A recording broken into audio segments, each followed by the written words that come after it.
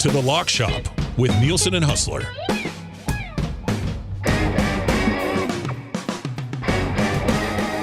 What is up, Lock Shoppers? Welcome to the Lock Shop right here at Edmonton Sports Talk, presented by Play Alberta, your clear choice for Edmonton sports. Matt Iwanek in for Dustin Nielson on this Wednesday. I will actually be in for him for the rest of this week on the Lock Shop, as tomorrow after the morning show, he's off to, I guess that'd be Montreal, to get ready for the Owls and the Blue Bombers on Saturday. And then obviously Friday, he'll be in Montreal getting ready for that game. So I will be on with Huss for the next 3 days right here on the Lock Shop.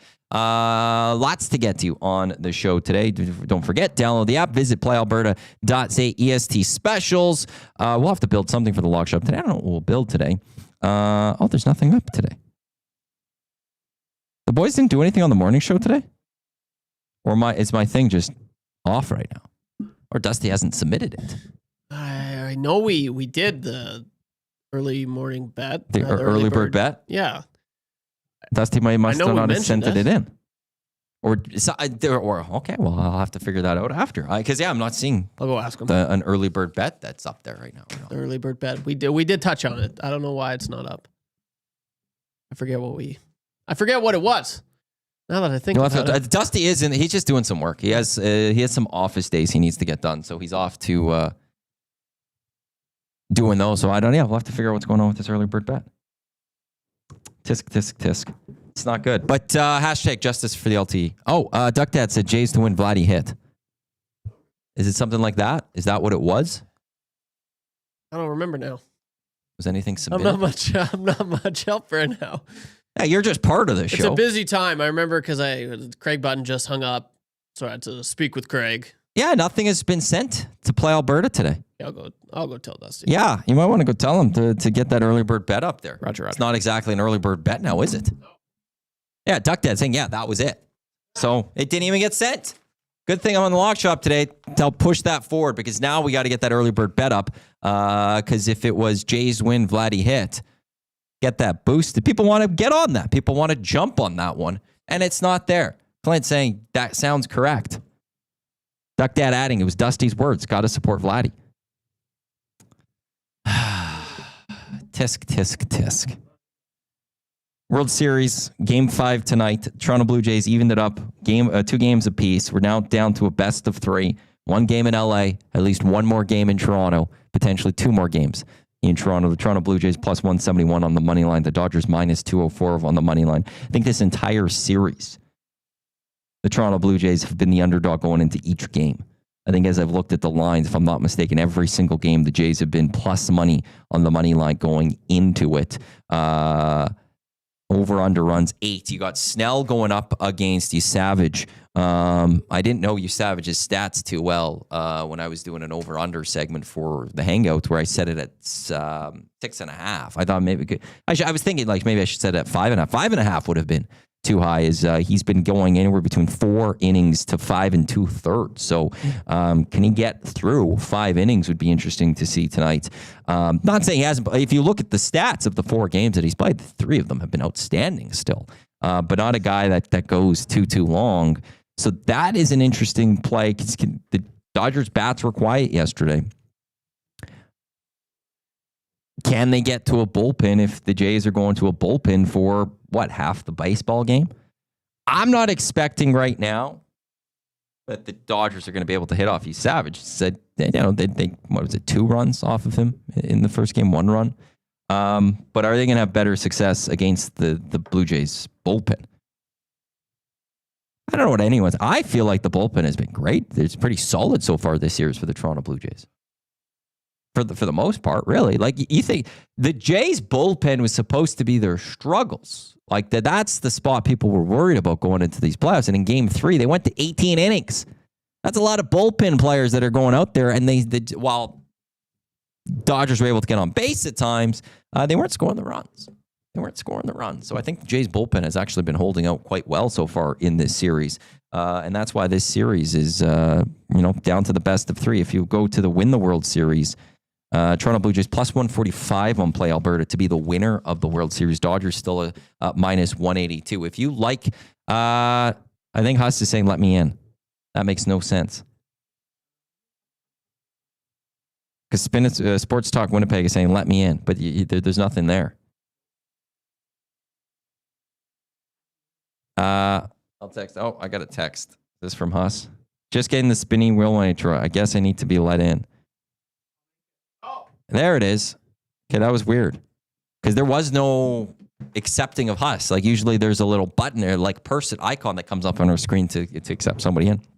But go ahead. If you think the Jays are going to win tonight, there is to me, Toronto Blue Jays plus 171 outright on the money line today, but also plus 145 for the World Series is something I think you're going to want to look on, because if the Jays win today, that plus 145 is dropping. So if you think the Jays still could go grab this World Series, and if they're going to take today's game, that number is going to change going into Game 6 as this World Series will head back to Toronto. We know that guaranteed. World Series going to Toronto. Let's bring him in. Hustler is with us. I don't know what's going on there. We didn't get anything. Usually it says just accept someone in, and we didn't see that, and then all of a sudden you popped up on our screen. So don't know why the issues, but you're here, and that's what matters. It's great seeing you, Huss. How you doing today? What is up? Yeah, I don't know. I was sitting there for about 3 or 4 minutes, and it was spinning, and then I just went out and I went back in, and I seemed to get in immediately. So it all worked out. Great to see you, Maddie. Yeah, we got a series, best of 3 right now. You know, I was saying after I witnessed the greatness that was Yamamoto on Saturday night in Toronto, they need to win 2 in LA, because this guy is pitching like peak Terry Skubal, Garrett Crochet. Like, I'm not sure there's a guy that is more intimidating on the mound right now with his 2 back-to-back complete games in the postseason. First time since Kurt Schilling in the early aughts. So this is they got the job done last night. Obviously a heartbreaker in the 18-inning game. But to me, this sort of feels like the series tonight. I think if the Jays can get this, you know, they'll have 2 chances to get it done at home. Again, I think Game 6 is going to be really tough because of who the Dodgers are throwing out there. But they've been a great home team. It is cool. I mean, the World Series is going to be decided in the Dome on the weekend. That much we know for sure. But, man, if they could come back being 1 win away from winning, it would greatly enhance the chances of the Blue Jays actually winning the World Series. What do you make of this matchup we're going to see tonight? Snell going up against Savage. Hey, look, Snell. Jays got to Snell earlier in this series, you know, and that was like, he's a big, great player. He had great numbers coming into the series, into the World Series. Jays got to him in the first game. I think if you're John Schneider and the team, you're feeling good about, you're not as worried about this matchup as maybe you would have been going into the World Series. No, I mean, the matchup they're worried about is Game 6 and Yamamoto. I mean, listen, they got to Snell, they rocked him, they got him out, and then got into the bullpen and absolutely massacred them in that Game 1 blowout. So I think there's a lot of confidence. You know, listen, Schneider is one of those guys. Sometimes he drives you crazy with some of the decisions that he's made. And he had to own some of the decisions that were made in Game 3. Now, listen, it's very hard. I found it hard yesterday to really Monday morning quarterback it too badly, because how do you anticipate a game going to 18 innings? I mean, the longest World Series game ever. In retrospect, you could say taking a few of those players out, you really would have needed those bats in a marathon game, but you don't know that that's going to happen. But I was really impressed with how he handled that loss. If you listen to his post game, I mean, it wasn't they weren't resigned to the fact that they just lost their chance or a glorious opportunity. It was such great pitching through the extra innings. It was a real sense of pride about how the team battled all along. And if anything, I think the Dodgers had the hangover from the 18-inning game yesterday in Game 4, not the Blue Jays. So, I mean, what a spirited performance last night for a team that had to get themselves up off the mat after a really disappointing loss that would have buried, I think, weaker teams. And now I think there's a real jump in the Toronto Blue Jays going into tonight against Blake Snell, who they beat in Game number 1, with a pretty glorious opportunity to keep this thing rolling, despite having some players injured. George Springer unlikely available. all year long, this team has just had a next man up mentality. And, we talked about the Seattle series, and really the difference in that series to me was the 7, 8, 9 hitters for Toronto were excellent, and the Seattle guys did absolutely nothing. Last night, again, guys like Ernie Clement getting into the mix, really making a difference. And listen, they jumped on them. They got those runs in the 7th inning. They never looked back, and saved some of the arms in the bullpen too, which I think was really important considering what happened the night before. Yeah, and also with this bullpen, like, that was the weakness a lot of people would have for the Jays, especially coming into the World Series and stuff like that. I thought the bullpen so far has played great. Oh. Like they've come out there and they've done their job every game basically. The one weakness of the Jays is actually stepping up, I feel like, in the biggest moment, which is the World Series. What have you made of the bullpen from the Jays so far this World Series? Oh, listen, I think it's been phenomenal, and guys that you weren't expecting to do it at all. Like Chris Bassett in back-to-back games the last 2 days has been phenomenal. And that actually, I think, gives Schneider, some more options. Like there was thought about him rolling out for the 9th inning last night. And I think the fact that they didn't let him go into the 9th for the very rare 3-inning save shows you that they know that they might need him. That was the first time he'd pitched on back-to-back days since 2012 when he was in single A baseball. But again, only pitched 8 pitches in the marathon game in his inning of work then. Had a great one yesterday. I mean, Eric Lauer's performance, and he'd been sort of a forgotten guy. I mean, think of the first half of the season. A big reason why the Jays were where they were was that he had that brilliant first half and was sort of a forgotten guy. I mean, Louis Varland has been active. I think he's 2 appearances away from the most appearances ever in a postseason. He's got roughed up a couple times or given up a run, but, has been overall pretty good. And then you look at guys like Fisher. Certainly Jeff Hoffman has stepped up. I mean, he made everyone nervous every time he took the mound, in the last 6 weeks of the season. He stepped up. So I think for the most part, the bullpen has gotten the job done and give themselves a chance to win. But listen, they're playing a great team on the other side. Like, the Blue Jays, I think, spoiled fans with the way that they came back all year long. The way they hit with runners in scoring position, all that. I mean, it gets harder as you go along. And certainly, against the lineup that the Jays are playing, maybe it's hard to expect as much. But, what happened again last night? We're waiting for Vladdy to break out. He has the 2-run home run that really flipped that game. And then once again, your Bargers, your Lukes, your some of the unsung guys, a lot of guys that weren't in the lineup late in the game in the 18-inning game were able to make things happen yesterday. So huge win for the Toronto Blue Jays, to say the least. I mean, that's an understatement when you're staring a 3-1 deficit in. And I think they've got some momentum and a lot of belief going into tonight's game.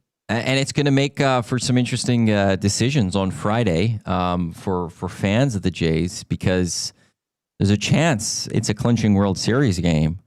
It's also Halloween. And a lot of people with their kids, how do you handle this when there's Halloween and trick-or-treating and you got to take your kids out to go for trick-or-treating?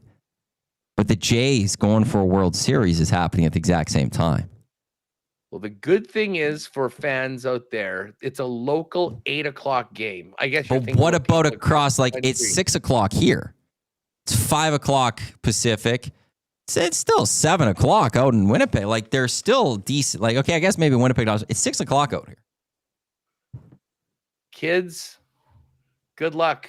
Hope you got a lot of candy. Call if. Hit this. You give them one of those life alert things. If you have any issues, just press the button. I don't know. I was thinking less about taking kids trick-or-treating and more about the absolute circus and gong show that is going to be in and around the building and in Toronto. I mean, as I said, like being there on the weekend, it was so bananas, Matt. And they had the Leaf game. They moved the Leaf game up to start at 5:00. Mm-hmm. The Blue Jays started at 8. We were in that Jack Astor's down on Front Street having a few before the game, and came out on our way about an hour before first pitch. So we probably left the bar at about 7. And there were legitimately hundreds of people in line for every single bar downtown to get in to be able to watch the game. The crowd in the World Series goes without saying. People were fired up. And the combination of people in costumes and maybe partying a little bit more than they normally would on the Friday of Halloween weekend, along with Game 6 of the World Series, is going to be a scene unlike I think this country's seen in a very long time. Today's game, again, Jays plus 171 on the money line. Dodgers minus 204. Over under in this game is set at 8 over at Play Alberta. What are you looking at when you look at tonight's game? Are there anything, player markets that you're checking out that you'll likely be looking at going into tonight? I will say this: we've had some fun with the home run props throughout the postseason, but especially in the World Series. And I was in Ontario, so I wasn't able to bet the games while I was there. But I am 2 for 2 with home run bets so far in the postseason. I hit the Alejandro Kirk earlier. Last night I had Vlad, and he delivered. So I'm staring this down. I want to take a Blue Jay. I mean, I don't want to take anybody on the Dodgers. Do you have the home run numbers? Yeah. Home run prop numbers? What do we got for the Jays for tonight? Vladdy is plus 344. Well, George Springer's still listed, but that's he's not going to play. He's not going to play. Bo Bichette's plus 574. Davis Schneider's plus 645. Alejandro Kirk's plus 680. Varsho's plus 764. Ernie Clement is almost 14 to 1. He's a little over 13 to 1. And then it starts getting a little more outrageous there. Some of those longer numbers on those guys are really, really good. Like, Ernie Clement number is wild for a guy that is, come up with huge hits throughout the year. And on that double that he had yesterday, Maddie, that was 5 feet from being a home run? He is close. But I mean, high up on the wall. Varsho did get to Blake Snell in game 1. Yes. Great point. And he was plus 764. His home run cashed a Jays play of the day that day. He had a bunch of things, and he just needed. It wasn't a home run from Varsho. I think he just needed like a hit or something like that. I don't know if it was home run, but then that one, I just know Jay was very happy in that very moment. But plus 764 for a Varsho. I think I still look at Vlad. Last night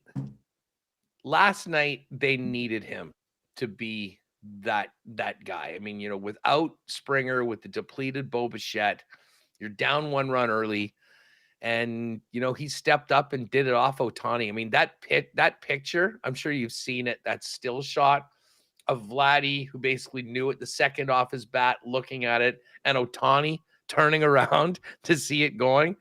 That'll be one of those heritage moment videos for Canada if the Blue Jays actually get that thing done. That picture, that moment last night. So I think I do jump over at I do like Vlad pitching wise. Quickly, VR and Supersized Indiana Jones, they're both Captain Kirk will deliver. Our short king, he's dinging one tonight. He's been so good. Well, listen, I would absolutely love that to be the case because he's already had a big series. I mean, there's been a bunch of guys that have had big hits, but I believe I told you this. I did put $10 on Kirk to be the World Series MVP before the playoffs started at 120 to 1. So if Alejandro can be a big part of a win tonight, well, I will I will be all over that. That would be very nice for the cause. And I always talk about Alejandro. He is a professional hitter.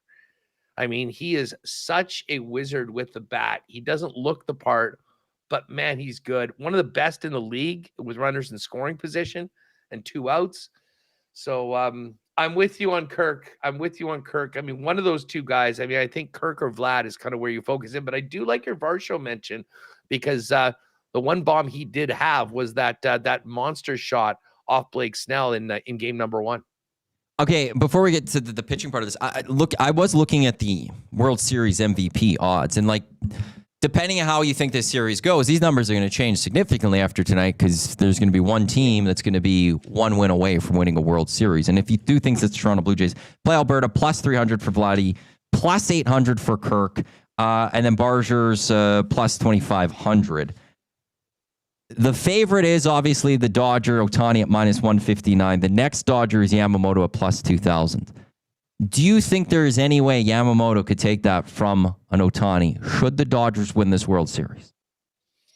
Like if Yamamoto has a second complete game in Game 6 to clinch the World Series, do you think there is a chance that Yamamoto could maybe be the World Series MVP from Yamamoto or over Ohtani?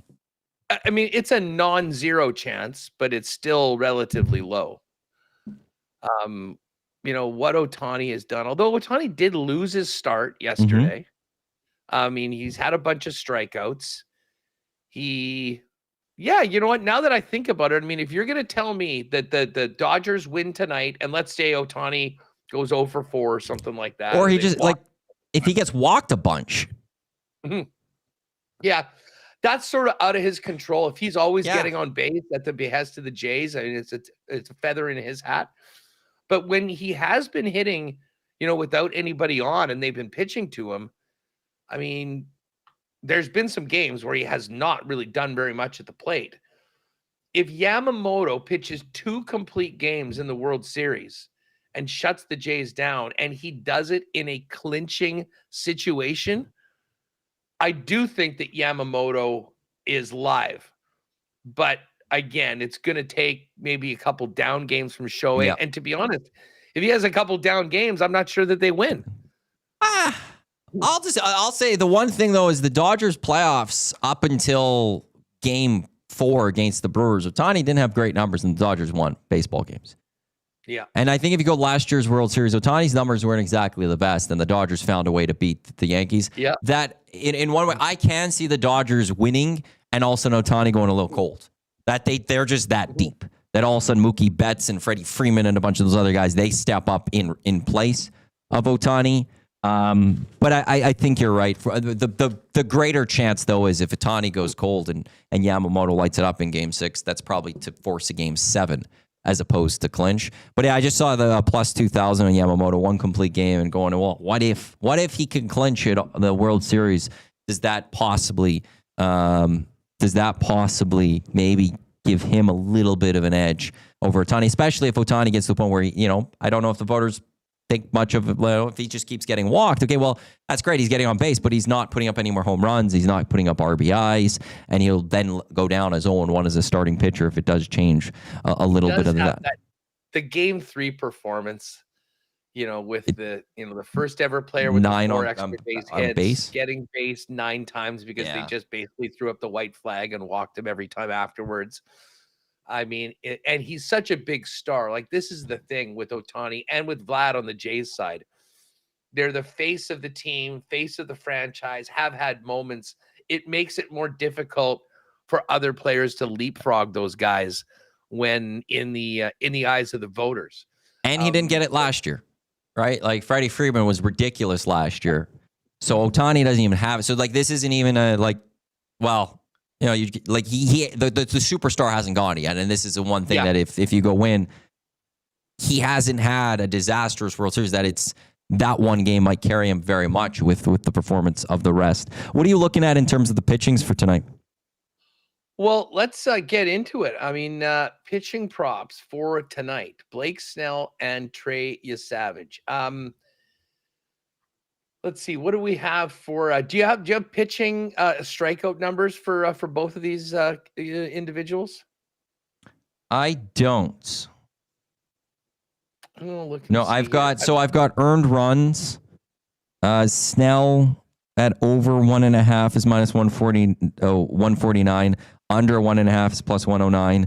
Yesavage is at 2.5, over 2.5 earned runs allowed. It's at plus 102. Under is minus 137. Yesavage hits is at 3.5 allowed, where Snell's 4.5. And to record the win, Snell 0.5 is at plus 115. Yesavage is at plus 607. So that's all I've got right now. Have you seen any strikeout numbers? Tough on the wins. Yeah, I'm seeing like your Savage strikeout is over 4.5. So, and then the Snell strikeout number is over 6.5 at close to even money.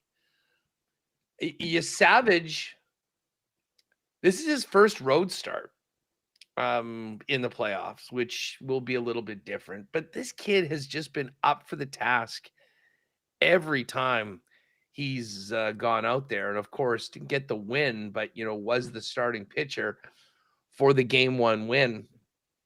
I think, like, I don't mind you Savage at 5+ strikeouts, or even a bigger number if you want to get aggressive and get to like a pretty nice plus number on over 5.5. The earned runs are interesting. You said the Blake Snell earned runs over 1.5. Yeah. I mean, listen, if you like the Jays, that I think is something that you might want to jump on. Under 2.5 for Trey Savage, that would be another one. We've seen the Jays have sort of been criticized for going to their pen too early. It seems like they've come off that a little bit the last couple games. We've seen Scherzer go a little bit longer, Bieber as well go a little bit longer. I'm not sure that Savage is in a different category just because of his age and his lack of experience. But I do think that he's going to be ready to bring another quality start right now and see if they can keep it rolling. So I'll probably get on that strikeout number for Savage. And if we really want to be optimistic, we can take the under 2.5 earned runs for Trey Savage as well. I'd stay away from the pitcher win because I think it's highly unlikely that Savage pitches through the full 5 innings. But stranger things have happened. I guess if he's rolling and he's putting up those Ks, they'll keep him in before they get through that third run through the run through the lineup. But let's face it, the bet that we all want to make tonight is the Blue Jays money line. Get that win, get up 3-2, and get this series back to TO. Okay, I'm going to throw a little bit of a parlay your way to get your thoughts on this one. For a little lock shop parlay. Outright Jays money line win. And then I'm just going to keep with the pitchers there. Savage, over 4.5 strikeouts. I'll go over there. Under 2.5 earned runs. But I'm also going to add Snell over 1.5 earned runs. So Jays win. Savage under 2.5 earned. Over 4.5 strikeouts. Snell over 1.5 earned runs. Your thoughts? Is that good? I love it. And that to me is a bit of a blueprint for the Jays to win. Yeah. Because if you can get to that point, which is basically a wash or a bit of an advantage on Toronto through the first 5 innings, I think we've seen so far that with the exception of Roki Sasaki, who's pretty dynamic in that closer role, although Hoffman's been nails and he's got it done, like the Jays bullpen has been better. I mean, when you get through the starters of the Los Angeles Dodgers, the guys that they've been putting in, and we saw it again last night, just haven't been able to shut the door down. And let's face it, the bullpen for the Jays has incredible confidence right now. Yes, they do. Between what they did last night and the performances in a losing cause in game 3 showed, realistically, the Jays had no business being in that game until the 18th inning because that lineup was like 60% Buffalo Bisons by the time they got to the 13th inning. And yet they hung around and hung around. The Lauer performance was phenomenal. Bassett, all of those guys. And even Brendan Little, who I know took the loss off the Freeman homer. But he started off well. Hey, he had a great 17th inning. And at a certain point, when you're down to your last pitcher and you just keep him out there, something's going to happen. And it did. And it was unfortunate the Jays couldn't take him advantages earlier on. But here we are. They got home field. It's a best of 3. And they got a young phenom on the hill tonight against the guy that they beat in game 1. It's just funny here. They had a great 17th inning. Like this, it's just funny as you say that. Just you don't generally hear that one. But yeah, like to Snell, even like the Jays, just looking at what they did to him in game 1. He had 5 innings pitched. He gave up 5 earned on 8 hits at 100 pitches. The 3 games prior he had in the playoffs, his first game against Cincinnati, he had 7 innings. He gave up 2 earned. He only pitched 91 pitches in 7 innings. And then he gave up no runs in 6 innings against the Phillies on 99 pitches. And then against Milwaukee, no runs in 8 innings and 103 pitches. In 8 innings, he had 3 more pitches than what he had in his 5 innings against the Jays in game 1. That was it. He going into that game against the Jays, he had 3 earned runs combined through his first 3 starts in the playoffs. They got to him. They got 5 earned off of him. They got 8 hits. They forced a lot of pitches from Blake Snell, got him out of the game early. And then it went to a Dodgers bullpen, which isn't exactly something that is going to be a strength of their team. So I think when that does go to our parlay, if the Jays are winning this baseball game, it's partly Snell's leaving this game early. That's because he's giving up a few runs. If Snell is in the game through 8 innings, that means the Dodgers and him they're going, and the Jays are more likely not winning that baseball game. So better be 0-0. Absolutely. You better have done the same thing on the other side. Exactly. And so that's where it's the parlay that we have here. As you said, it is the perfect. That's the blueprint for a Jays victory. If the Jays are winning, which is the key for that money line, I think a lot of these other things are hitting as well.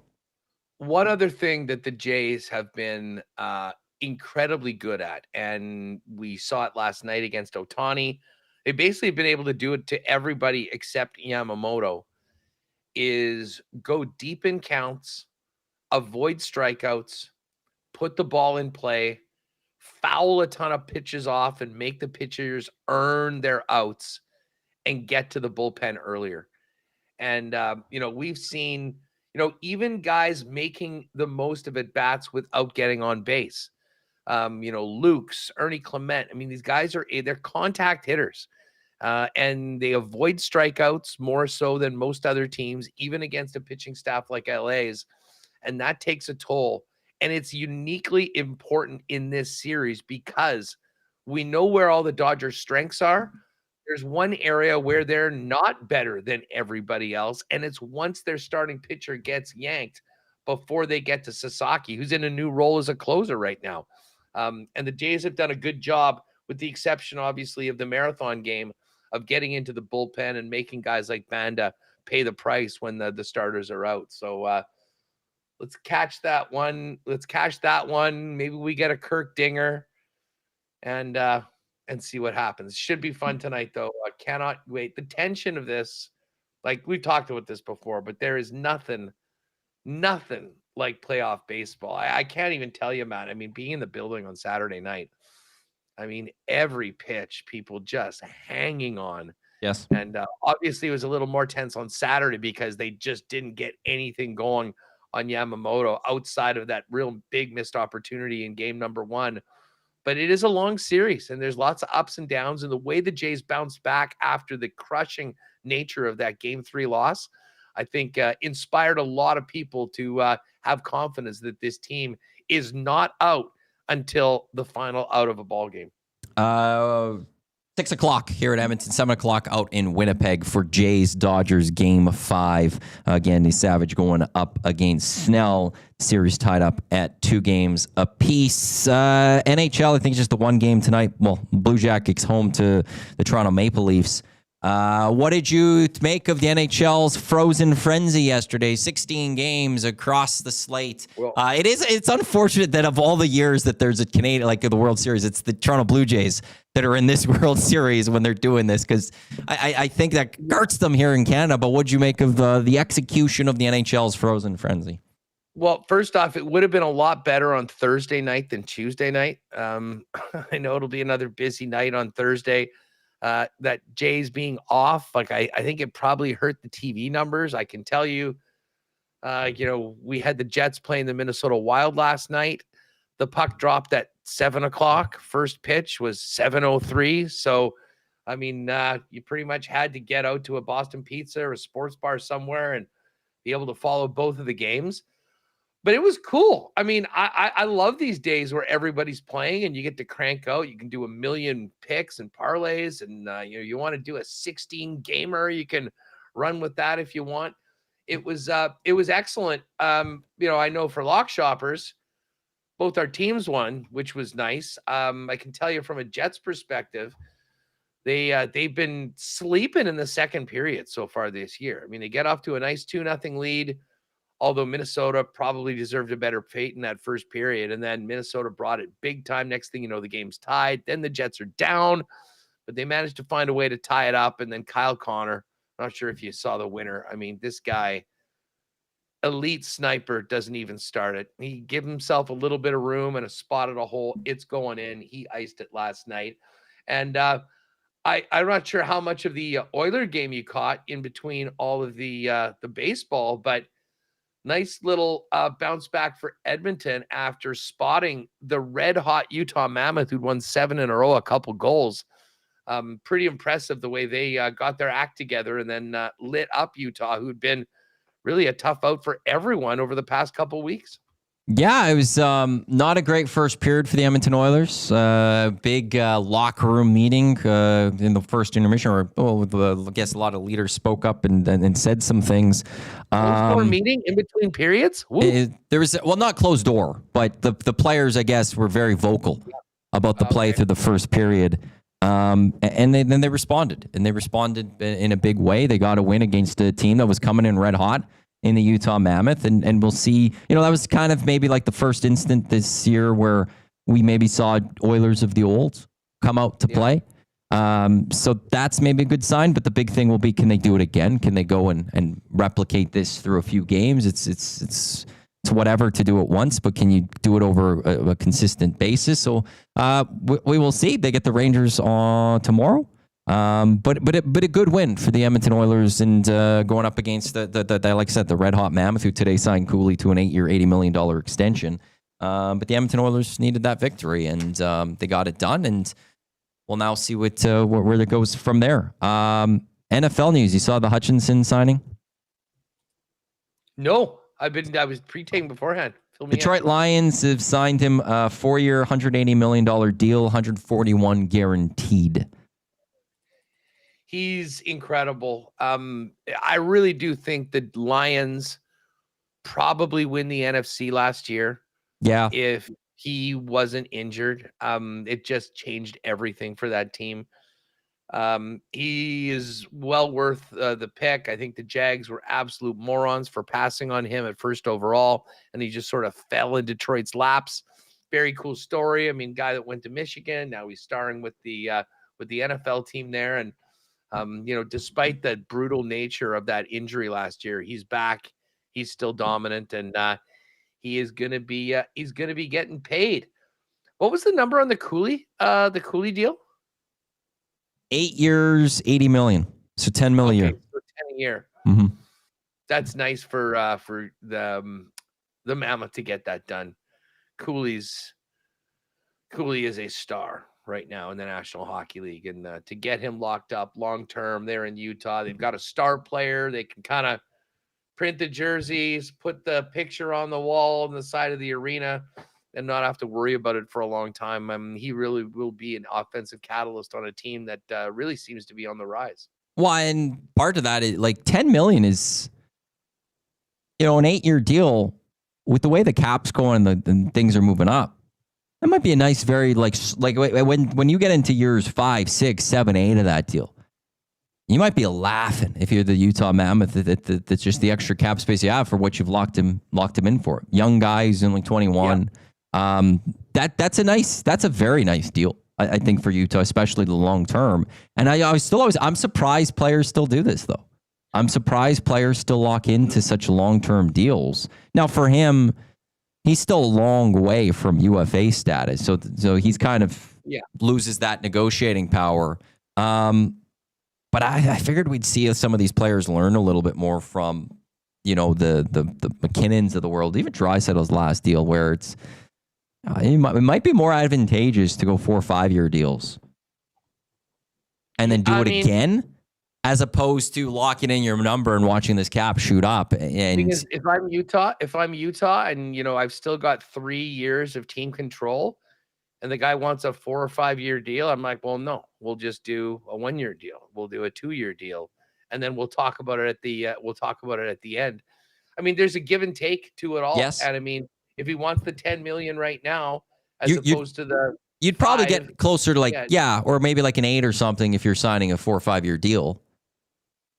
But you could then jump in and jump higher to a, $12, $13 million deal for the 14 million possibly. Front of 4 or 5. The other thing. I think that some players, and I guess it depends on how motivated you are individually and just about your own check, or guys that really want to be part of a team that has a real chance to win. There is something to be said for life-changing money, but maybe not pulling the Mitch Marner and squeezing every single last dime out of your team because of what that does to the rest of the club. I mean, you look at Utah, and there's going to be a bunch of guys that they're going to need to sign. Cooley, I think, was the priority, but you get him done at a number like that. I mean, I think it's a good bit of business for Ryan Smith and Armstrong and his group, because, that sort of is the standard right now for those top players. And if you can fit everybody else in under those numbers in 7-digit, not 8-digit terms, they might have a better chance to sort of build something special for the future. But bottom line is, he's a guy you want on your fantasy team. Very, very fun to watch, and really one of many offensive catalysts for the Utah Mammoth, who Winnipeg Jet fans will thank you, because they've been beating everybody, including the Jets, on Sunday, and we're at the top of the division. So Jets get a win last night. Oilers get a win last night. Jays win. Everybody happy. You know what I was disappointed about from the NHL's Frozen Frenzy last night was an absolute dud in Vancouver between the Rangers and the Canucks. JT Miller's return, I figured this game would have a ton of bite. I figured these teams would be going head to head. It was a boring game. Neither of these teams are very good when it comes to scoring goals. Thatcher Demko gives up one and ends up losing. And the Canucks, for all the hype going into the game, had nothing. And it wasn't even Shesterkin and net. It was Jonathan Quick. So I think this could be a long season for the Vancouver Canucks right now. And speaking of contracts, that just gets to the whole discussion over what is next for Quinn Hughes with the Vancouver Canucks. But the Rangers aren't very good. They have a tough time scoring goals, but they managed to find a way to do it. Both of those teams under 500 right now. The Kraken actually had a pretty wild game, scoring 3 in the third to come back against the Montreal Canadiens. But the Canadiens, as they have been doing, found a way to find 2 points. They got that done. And the biggest game of the night last night that we were on the wrong side of, we sort of bought into the Devils, who had won 8 in a row going into their biggest test in Colorado. They managed to rattle off 4 in a row after falling down 5-0 to get to within 1. But then it was Victor Olofsson had a hat trick and 5 points, a hat trick and 2 assists last night. Of course, Nate McKinnon had a couple. Cale Makar had 4 points. The Avalanche, after a disappointing run of 4 straight losses, albeit I think at least 3 of them were in overtime, pop 8 on the Devils and get a big win. That was the 2 games outside of the ones we were in, I was interested in: New Jersey, Colorado, and the other one was the Vegas Golden Knights going in and handing the Canes their first loss at home, scoring 4 in the third period to beat Carolina. But it was fun. I mean, it's cool when every single team plays. Great night to do a GK lineup or make a few bets. And even though we were all just watching the Blue Jays games and probably checking scores for most of the night. Yeah, it's one of those. I kind of wish those maybe a Saturday for the Frozen Frenzy, Yeah. or like we were talking about it on the Hangout earlier. Like you could stagger them almost like a half hour apart or something. I guess with the 15 though, you get a little bit more action happening at any given time. But a Saturday maybe would have been better, or just a little bit of promotion. Is like I completely forgot about it until I think it's Thursday night. Somebody said tomorrow's the next day is the Frozen Friends. Like, oh yeah, that thing's happening.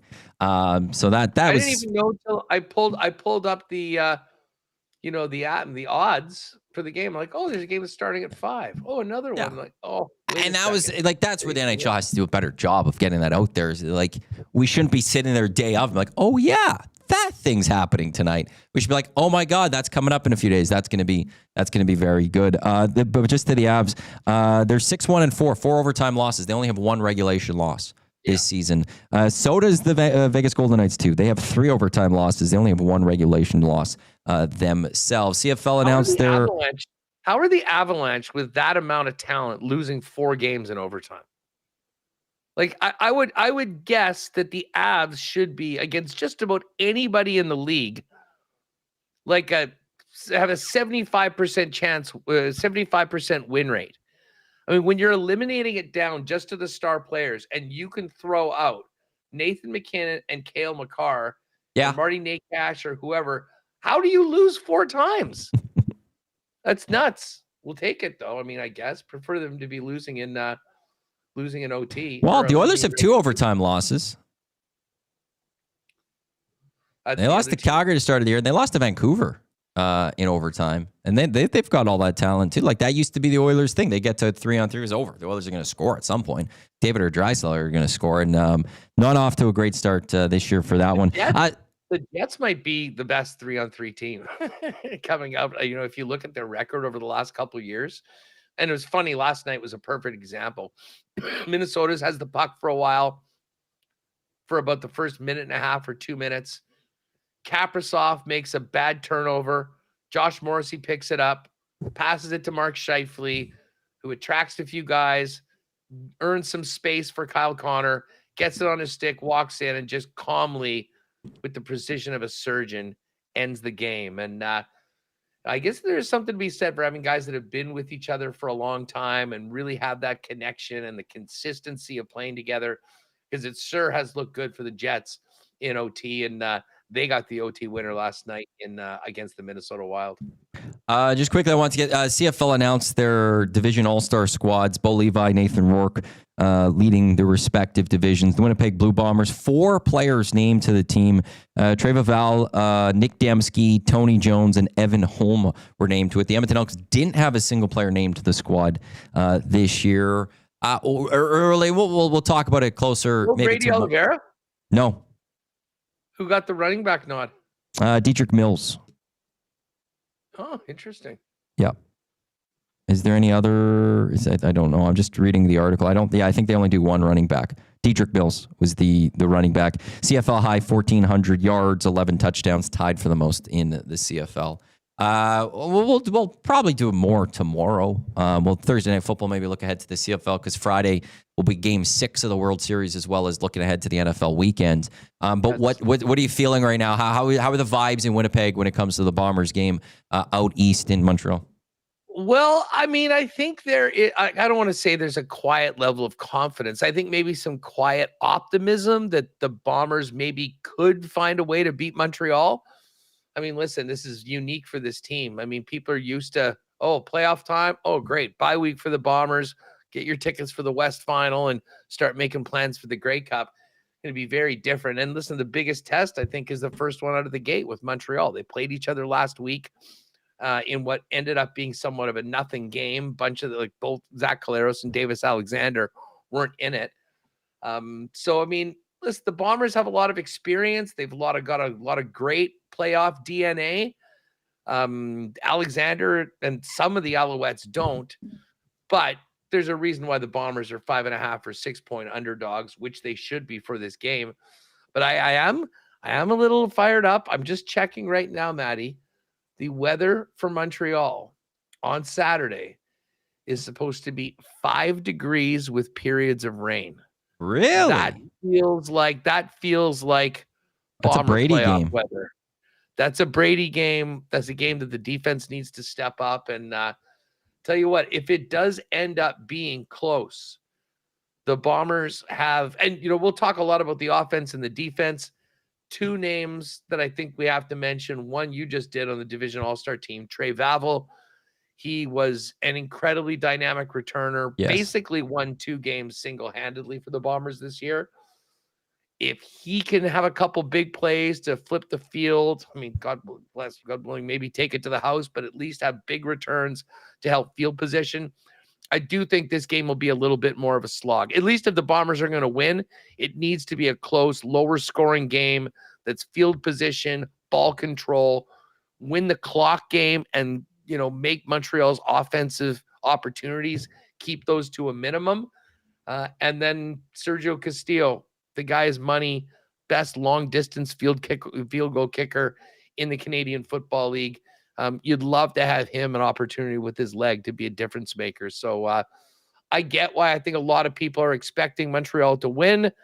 I'm trying to convince myself a couple paths for the Bombers to actually win that game and continue moving on, but it should be a lot of fun. An early look, BC -4.5. I do like BC in this situation. I just think that BC at home, they're built for that dome. It's a real tough task, with the season on the line, to go and expect to beat Nathan Rourke inside. So I expect we'll see BC at Saskatchewan. And the most likely result, of course, is Montreal and Hamilton, but would love to see the Bombers find a way to get there. I'll just taking Grey Cups out of this. The DNA of Winnipeg is to get to the Grey Cup. They do know how to win in November, and that's the scary part to me. I think the winner of that game is going to the Grey Cup. I think if Winnipeg wins, they're like, I'm not going to say they're back, but they have it in them to go and beat the Hamilton Tiger Cats. I think they're that one game away from being a home Grey Cup. I don't think they're letting that slip. Montreal, then, I just think that sets them off. Just to the forecast, too. Tomorrow's rainy, 9 degrees in Montreal.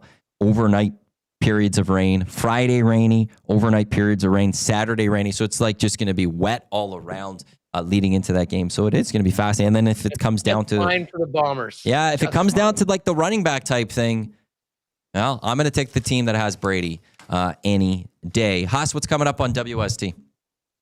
Well, we're going to be talking Jays. Big win last night, as we touched on here as well. We'll dive into the Jets' win over Minnesota and talk about kind of what's been going on, why they haven't been able to put together the full 60 minutes yet. Ken Weeb was in Mini last night. He'll join us. I'm sure he's going to want to talk Jays as well. We're also actually going to talk a little curling. John Collins got a new book. He's coming on, going to fill us in on the lay of the land for next month's Canadian Olympic curling trials. And a little bit more on tonight's Game 5. So we've got a lot coming up right away over on WST. Haas, enjoy the baseball game tonight. We'll chat tomorrow, recapping it, talking Thursday Night Football and some CFL playoffs. Appreciate it, Matty. There's Haas. Go check him out. WST, as he said, just a few minutes' time over on their YouTube channel. If you go to Play Alberta right now, click on EST Specials, the early bird bet. Trev went and got Dusty to go get it up.